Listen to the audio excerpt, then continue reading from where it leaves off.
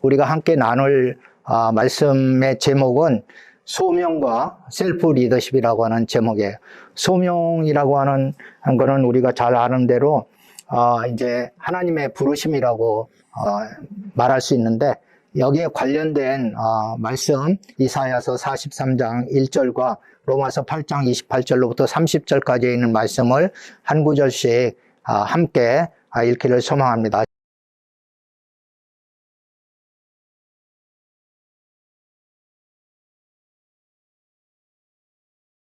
오늘 주제인 부르심, 한자어로 얘기하면 소명에 대해서 성경 말씀 우리가 낭독을 했습니다. 이 이사야서 43장 1절 말씀은 역사적으로 물론 이사야를 통해서 이스라엘 백성들에게 주시는 말씀이지만 한국 리더십 학교에 국한해서 적용을 해본다면은 1기 때부터 이제 계속적으로 1기, 10기, 20기, 그리고 21기 여러분에게까지 공통적인 부르심의 말씀입니다.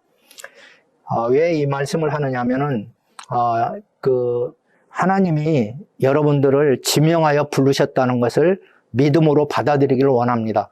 예수 그리스도께서도 이런 말씀을 하셨어요. 아버지께서 나를 부르시지 않고는 내게로 올 자가 없느니라. 다 기억하시죠? 그래서 하나님 아버지께서 우리 한 사람 한 사람을 부르지 않고는 예수 그리스도를 주라 시인할 사람이 없고 또 믿고 따를 만한 사람이 없습니다.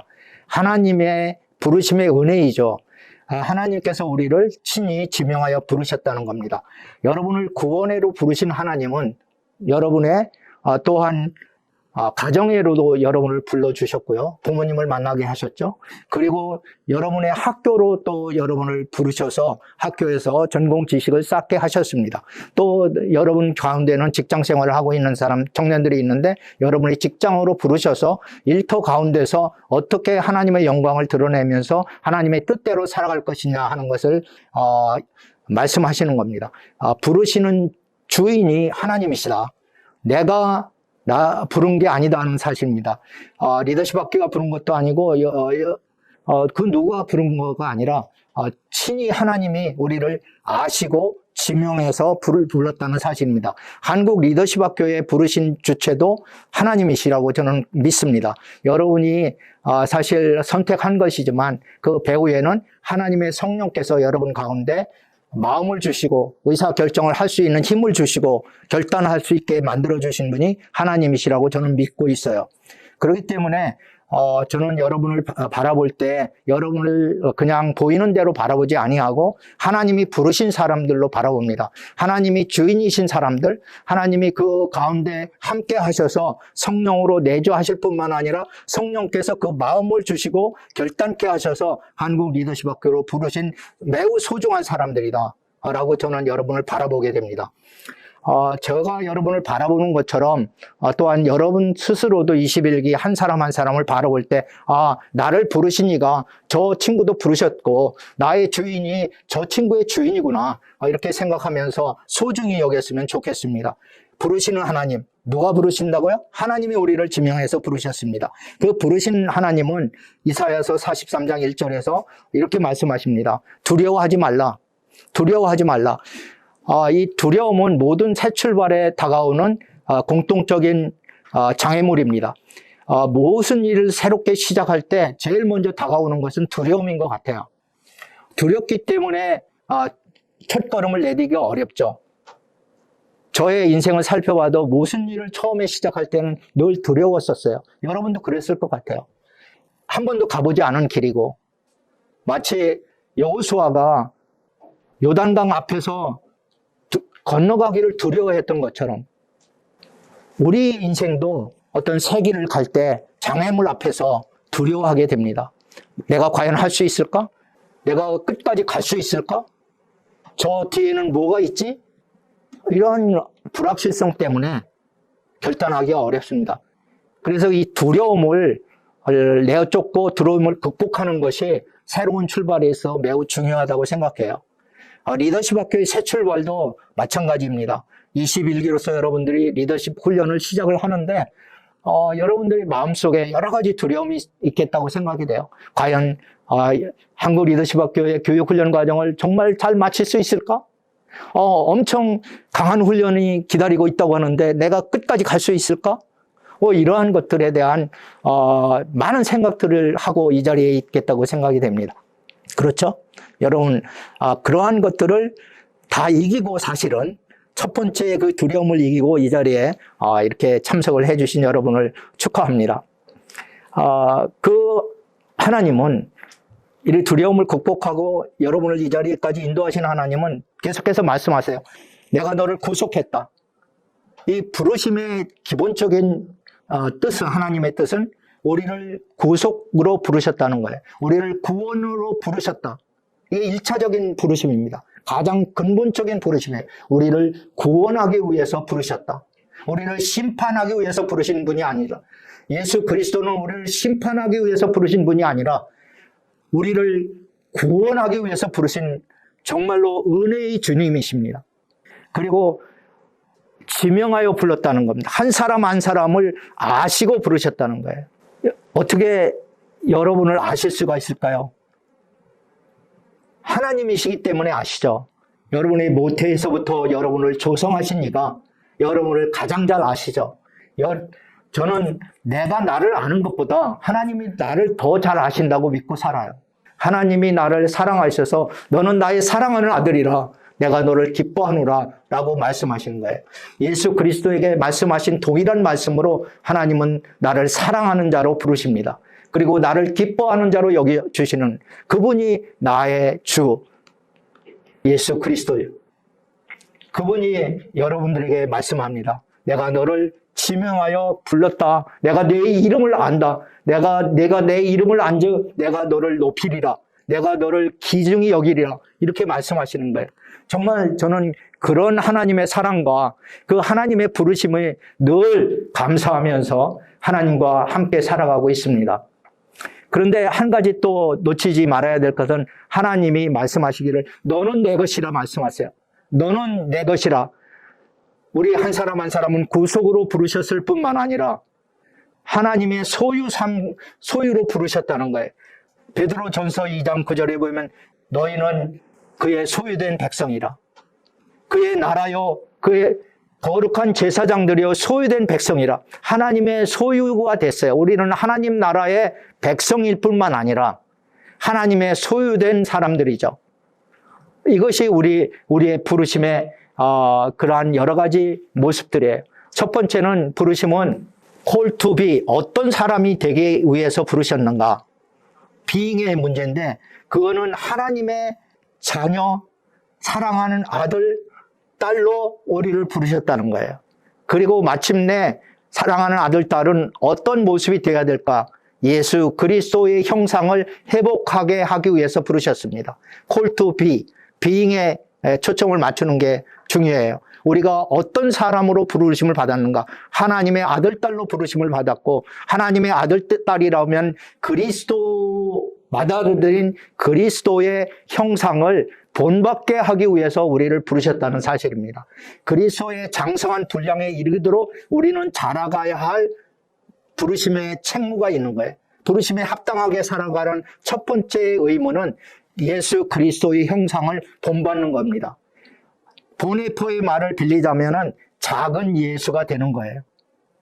그래서 우리의 모습을 다른 사람들이 보면서 또한 내가 스스로 변화되는 모습을 보면서 작은 예수가 되어가고 있구나. 그렇게 생각하는 거. 또 다른 사람들이 우리를 바라볼 때 내 안에서 그리스도를 발견할 수만 있다면은 내가 그 부르심에 합당한 삶을 살아가고 있다고 증거가 되는 거죠. 저 개인의 신앙을 경험을 통해서 봐도 제가 1969년도에 하나님의 부르심을 쫓아서 구원의 은혜를 경험하게 됐습니다. 그리고 예수 그리스도를 이제 그때 영접하게 된 거죠. 그리고 born again의 경험을 가졌어요. 중생, 거듭남의 경험을 가졌는데 이 거듭난 자는 이제 새 사람은 자라가야 되잖아요. 어린아이가 자라가지 않고 그대로 있다면 뭔가 이상이 있는 것처럼 영적인 우리의 존재도 우리 안에서 그리스도로 말미암아 새 생명을 받고 구원을 받았다고 하면 어린아이인데 그 어린아이가 자라서 어디까지 자라야 될까요? 예수 그리스도의 장성한 분량에까지 자라가라고 사도 바울은 권면하고 있습니다. 그래서 우리가 첫 번째 그 call to be, being, 존재적 부름에서 목적으로 삼고 달려가야 할 길은 그리스도를 본받는 것, 그리스도를 배우는 것, 그래서 마침내 그리스도처럼 되어가는 것, 그것이 우리의 삶의 목표가 되어야 되겠죠. 첫 번째 목표. 두 번째 부르심의 뜻은 어디에 있을까요? 그것은 call to do입니다. 행위적 부름이에요. 행위적 부름. 우리가 어떤 행동을 하면서 살아가는 것이 하나님의 뜻에 부합하는 행동일까? 그것을 늘 이제 기억하면서 질문하면서 살아가야 되겠죠. 하나님의 뜻이 있는 거예요. 너는 이렇게 살아라 하는 뜻이 있는데 그거는 뭐라고 생각합니까? call to do. 하나님은 어떤 행동을 우리에게 요청하시고 있는가요? 어떻게 부르고 있나요? 저는 그것을 요약해가지고 하나님 사랑과 이웃 사랑을 하라고 우리를 부르셨다고 생각해요. 그 사랑에는 하나님을 사랑하는 것이 첫째 되는 부르심이고요. 두 번째 부르심은 이웃을 내 몸과 같이 사랑하라는 것입니다. 창세기에서부터 요한계시록까지 성경 전체를 꿰뚫는 하나님의 행위적 부르심의 뜻은 이 두 말에 다 요약된다고 생각해요. 하나님이 사랑할 만한 행동을 하고 있는가? 내가 하나님을 사랑한다는 말을 내 부합되는 행동을 하고 있는가? 두 번째는 이웃 사랑하기를 내 몸과 같이 하라고 그랬는데 내가 하는 말, 모든 행동, 얼굴 표정 하나하나가 과연 이웃을 섬기고 사랑하고 배려하고 이웃과 함께하는 그러한 행동인가를 늘 점검을 하면서 살아가야 그 부르심에 합당한 삶을 산다고 생각이 됩니다. 세 번째 부르심은 call to belong이에요. 소속적 부름. 어디에 우리는 소속된 사람들인가? 우리는 예수 그리스도를 믿기 전에는, 그리고 예수님을 구주로 영접하기 전에는 세상에 속한 사람들이었습니다. 죄에 속한 사람들이었어요. 사망에 이르는 길로 가던 사람들이었습니다. 그렇지만 예수 그리스도께서 우리를 대신해서 죄를 짊어지시고 우리의 죄를 용서해 주신 이후로는 우리는 더 이상 죄의 종이 되어서 죄가 이끄는 대로 사는 삶이 아니라 이제는 생명이 되신 예수 그리스도께서 우리를 이끄는 대로 생명의 길로 가는 사람들이 되었고 우리는 소속이 바뀌었어요. 하나님의 소유된 백성이 되었습니다. 우리의 주인이 바뀌었어요. 예전에는 죄에 사로잡혀서 죄의 종으로 살았었어요. 그런데 이제는 죄에 매여서 죄가 이끄는 대로 끌려가는 인생이 아니라 성령을 하나님께서 우리에게 은혜로 보내주셔서 성령이 우리를 다스리시고 성령을 우리를 이끌어 주시고 우리를 도와주시고 우리와 함께 하셔서 우리가 할 수 없는 것들을 행할 수 있도록 만들어 주시는 그 성령의 사람이 되었어요. 우리는 존재적으로 완전히 달라졌을 뿐만 아니라 행위적으로도 달라진 인생이고 소속적으로도 달라진 사람들이 되었습니다. 하나님의 부르심, 우리는 call to be, being, 존재적 부름, call to do, 행위적 부름, call to belong, 소속적 부름에서 완전히 다른 사람이 되어버렸다. 이 사실을 알 때 저는 정말로 감사하지 않을 수가 없어요. 제가 예수 그리스도를 믿는 게 1969년이라고 얘기했잖아요. 지금 50년이 지났는데 그 53년 전에 나와 지금의 나는 완전히 다른 사람이에요. 제가 만일 예수 그리스도를 만나지 못했다면, 성령님과 동행하지 않았다면 오늘의 내가 있을까? 이렇게 생각이 될 정도로 정말 하나님의 은혜를 찬양하지 않을 수가 없습니다. 저는 저를 이렇게 변화시키시고 오늘이 있게 만드신 하나님은 어제나 오늘이나 영원토록 동일하셔서 여러분들도 변화시키시고 여러분들의 인생의 주인이 되어주시고 여러분을 그리스도의 장성한 분량에 이르게 하실 뿐만 아니라 여러분들을 통해서 하나님의 나라를 이 땅 가운데 구현케 하고 하나님의 영광을 나타내고 예수 그리스도 이름을 높이고 나아가서는 이 세상 가운데 하나님의 통치를, 하나님의 뜻을 구현하는 이러한 놀라운 역사가 리더십학교 21기 합격자들에게 임하기를 간절히 기도하고 또 여러분을 축복합니다. 그러면은 우리가 어떤 부르심을 받았는가, 세 가지 부르심에 대해서 살펴봤는데요. 그렇게 부르셔서 우리에게 뜻하시는 것은 우리가 하나님의 뜻은 우리를 거듭나게 하시는 겁니다. 첫 번째로 거듭나게 하시면서 그리스도인으로 살아가게 하는 거예요. 거듭난 사람, 크리스찬으로 살아가게 하는 겁니다. 그리스도의 소유된 사람으로 살아가게 하시는 거고, 두 번째는 성령의 사람으로 살아가기를 원하십니다. 성령님을 따라서 성령님을 인정하고 성령님을 환영하고 모시면서 항상 성령과 동행하는 그러한 삶을 살기를 원하십니다. 세 번째는 온전한 사람으로 살아가기를 원해요. 성숙한 사람, 어린아이, 더 이상 어린아이로 머무르지 않고 그냥 계속 엄마 젖만 빠는 어린아이가 아니라 이제는 스스로 자기 자신을 이끌어가는 온전한 사람이 되기를 원합니다. 성숙한, 장성한 분량에 이르는 사람을 원합니다. 그리고 이제 나아가서는 그 소명을 따라서 사는 사람을 원해요. 그래서 하나님의 그 부르심에 합당한 삶을 살아가기를 원합니다. 그래서 이제 어떻게 하면은 그러면 하나님의 부르심에 합당한 삶을 살 수 있을까? 저는 셀프 리더십이 첫 번째로 중요하다고 생각해요. 셀프 리더십. 셀프 리더십이란 무엇인가? 셀프 리더십은 자기가 자기를 이끄는 리더십이라고 정의를 할 수가 있습니다. 셀프 리더십, 스스로 자기를 이끌어가는 영향력, 자기가 자기에게 미치는 영향력 과정, 이게 셀프 리더십이에요. 여러분들의 인생을 이렇게 살펴봐도 여러분들의 20대 초반에 그 때의 모습과 지금 20대 중반의 여러분의 모습은 다르잖아요. 그거는 왜 다를까요? 여러분이 여러분 스스로를 이끌어 왔기 때문이죠. 스스로에게 영향력을 줬기 때문이죠.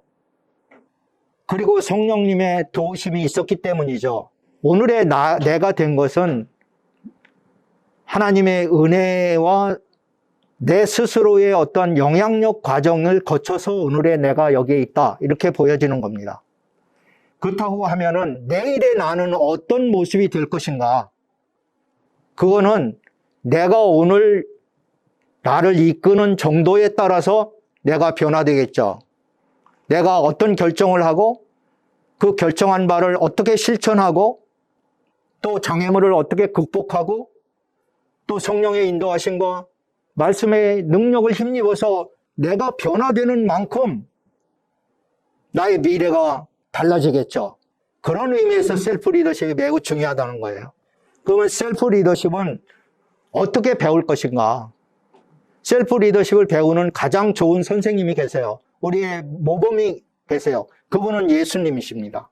예수님의 셀프 리더십을 우리가 배운다고 하면은 우리의 삶에 적용해서 우리도 예수님처럼 변화되고 예수님처럼 그렇게 행동할 수 있고 예수님처럼 살아갈 수 있을 거예요.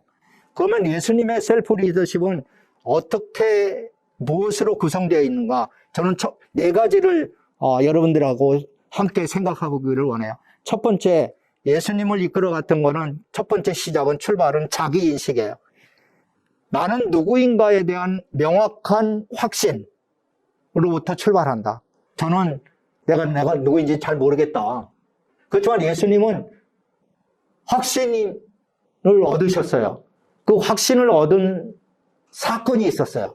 사람들이 자기를 명확하게 인식하는 계기가 필요한데 그건 어떤 사건이라고 해요. 생애의 중대한 사건을 경험하게 되면 자기를 알게 된다는 거예요. 그 생애의 중대한 사건이 예수님에게는 요한에게 세례를 받고 물에서 올라오실 때 성령이 강림하고 하늘의 아버지의 음성을 듣는 사건이에요. 줄여서 세례 사건이에요. 예수님은 세례 사건을 통해서 예수님 스스로가 하나님의 아들이라고 하는 확신을 얻게 됩니다. 하나님께서 하늘에서 소리가 있어서 말씀하시되 너는 나의 사랑하는 아들이라 내가 너를 기뻐하노라는 음성을 듣게 돼요. 그때 비로소 예수님은 확신을 하게 돼요. 그때가 나이가 약 30세쯤 된 것으로 역사 성경학자들은 얘기를 하죠. 약 30세 때서 비로소 하나님의 아들에 대한 확신을 갖게 돼요. 그래서 세례 사건을 통해서 확신을 얻은 다음에 마귀에게 시험을 받으러 광야로 가서 마귀가 시험하는 게 뭔지 기억하실지 모르겠는데 내가 만일 하나님의 아들이거든 이렇게 시작하는 거예요. 이 돌들로 떡덩이가 되게 하라.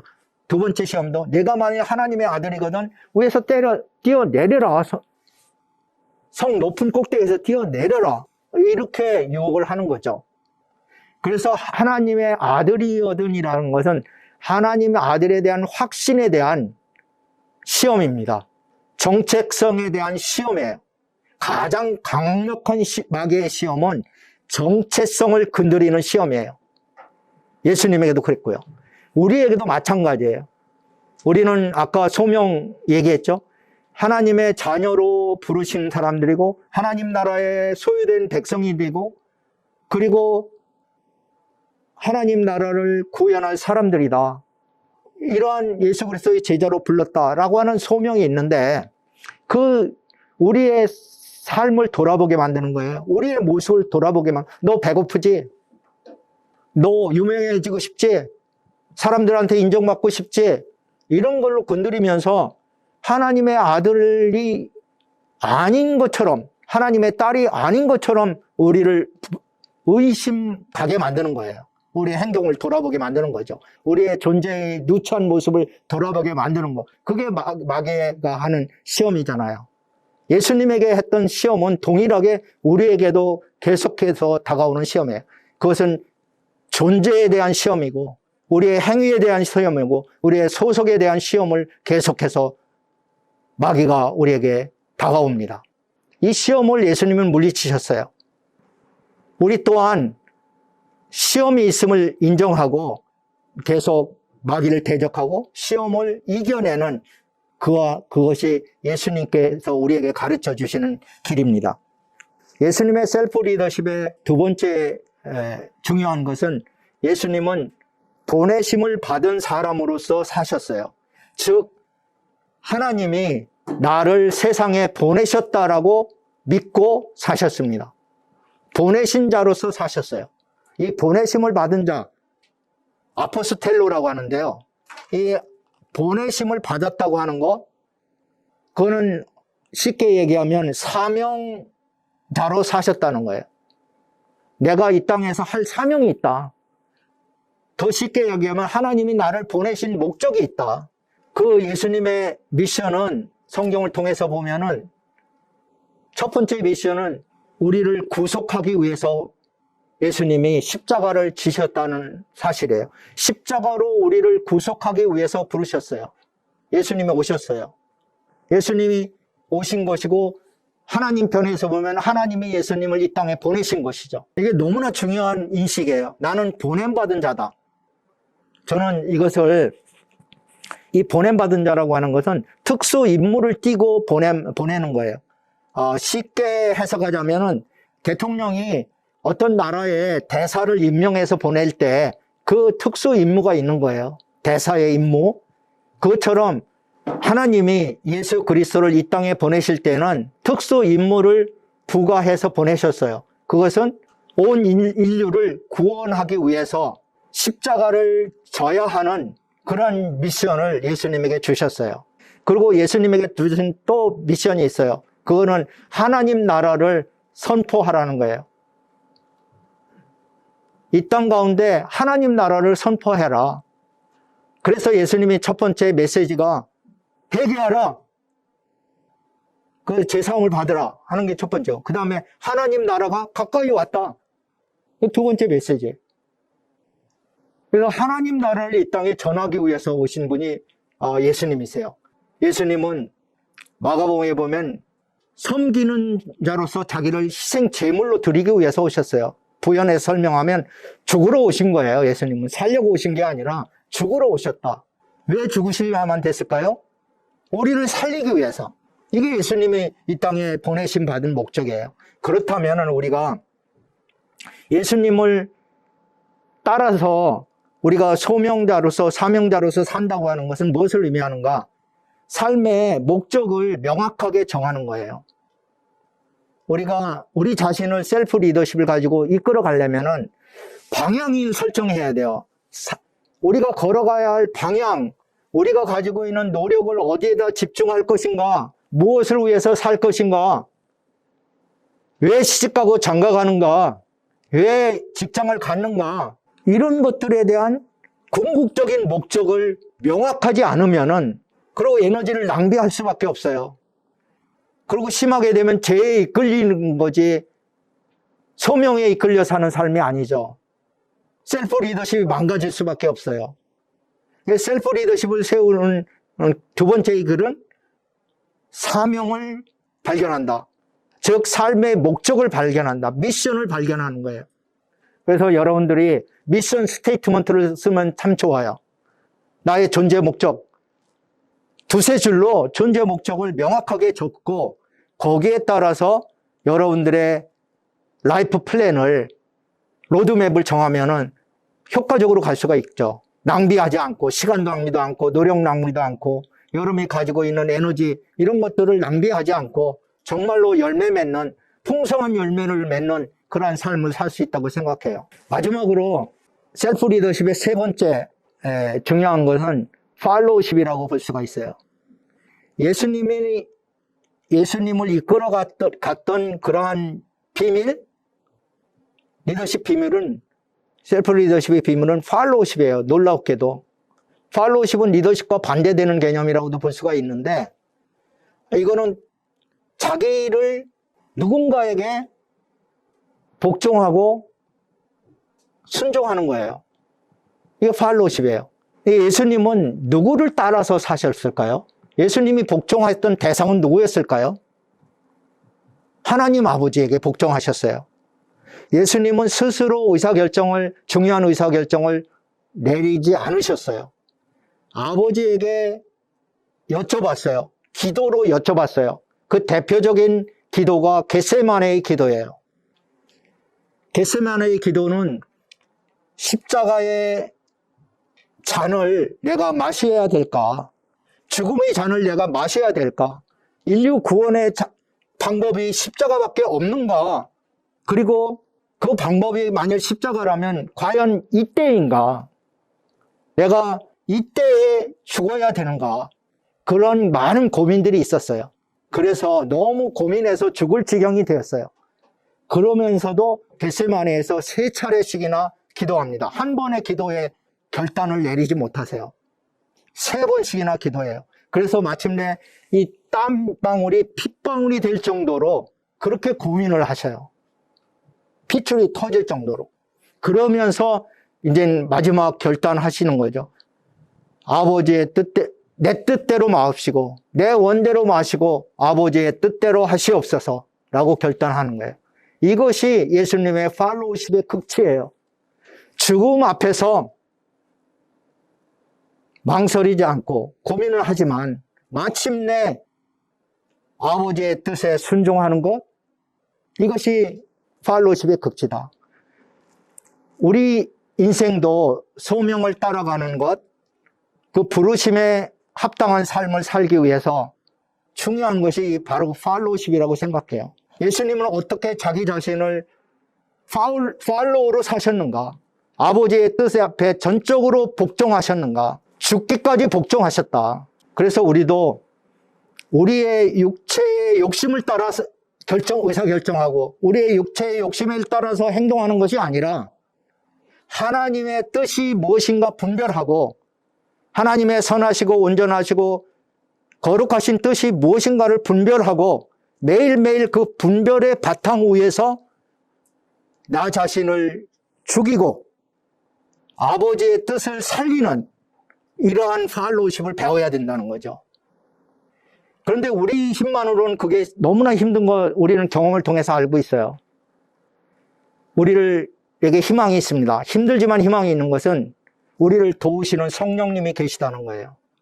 성령께서 내 안에 내주하실 뿐만 아니라 성령께서 내게 은사도 주세요. 방언의 은사, 방언 통역의 은사, 예언의 은사, 말씀의 은사, 병 고치는 은사, 믿음의 은사, 기적을 행하는 은사, 여러 가지 은사들을 통해서 우리를 도와주시는 분이 성령님이세요.